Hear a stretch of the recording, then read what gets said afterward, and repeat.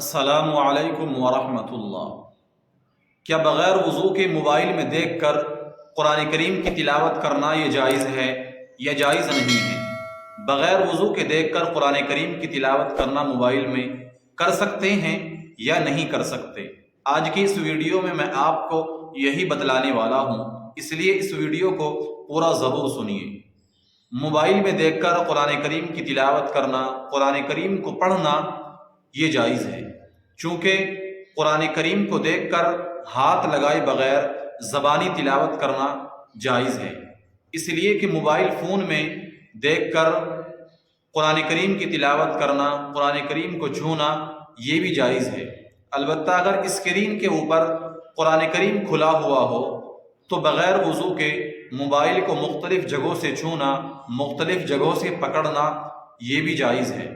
البتہ اسکرین کو بغیر وضو چھونا یہ جائز نہیں ہے، یعنی اسکرین کو بغیر وضو کے نہیں چھو سکتے، یہ جائز نہیں ہے۔ پہلے آپ وضو کریے، اس کے بعد اسکرین کو چھوئیے، کیونکہ جس وقت اسکرین کے اوپر قرآن کریم کھلا ہوا ہوتا ہے اس وقت اسکرین کو چھونا یعنی اسکرین کے اوپر ہاتھ لگانا یہ قرآن کریم کو چھونا، قرآن کریم کو پکڑنے کے حکم میں ہوتا ہے۔ اس لیے پہلے آپ وضو کریے اور اس کے بعد اسکرین کو پکڑیے، اسکرین کے اوپر ہاتھ لگائیے، یعنی بغیر وضو کے ہم اسکرین کے اوپر ہاتھ نہیں لگا سکتے، اسکرین کو نہیں چھو سکتے۔